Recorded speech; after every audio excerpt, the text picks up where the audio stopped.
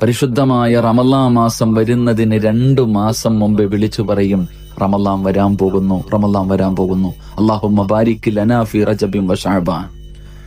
2 മാസക്കാലം മുമ്പേ അവിടെ നിന്ന് വിളിച്ചു പറയുന്നു, റമളാൻ വരുന്നു, റമളാൻ വരുന്നു. ആ പരിശുദ്ധമായ റമളാൻ നമ്മളിലേക്ക് കടന്നു വന്നു. എന്നാൽ റമളാൻ എന്ന് പറയുന്ന മാസത്തിന്റെ മഹത്വം എന്താണ്, അതിന്റെ പവിത്രത എന്താണെന്ന് നമ്മളിൽ പലർക്കും ഇതുവരെ മനസ്സിലായിട്ടില്ല. റമളാൻ വരുന്നു എന്ന് വിളിച്ചു പറഞ്ഞ് മുന്നറിയിപ്പുകൾ നൽകി ആ വിശുദ്ധമായ റമളാൻ നമ്മളിലേക്ക് കടന്നു വന്നു. ഓരോരുത്തരും ഒന്ന് വിലയിരുത്ത്.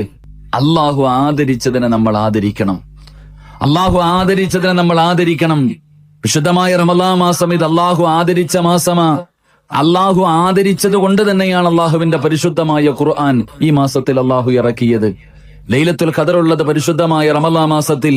റഹ്മത്തിന്റെ 10, മഗ്ഫിറത്തിന്റെ 10, നരകമോചനത്തിന്റെ 10 എന്ന് വേർതിരിച്ചുകൊണ്ട് അള്ളാഹുവിന്റെ സ്വർഗം പോലും അള്ളാഹു അലങ്കരിച്ചുകൊണ്ട് തുറന്നിട്ട് നരകത്തിന്റെ കവാടം മുഴുവനും അടച്ചിട്ട് ജനങ്ങളെ വഴിപിഴപ്പിക്കുന്ന ഇബിലീസിനെ ചങ്ങലക്കിട്ടിട്ട് എല്ലാ സൗകര്യങ്ങളും അള്ളാഹു ഒരുക്കി തന്നത് ഈ പരിശുദ്ധമായ റമളാനിന് മഹത്വമുള്ളത് കൊണ്ടാണ്.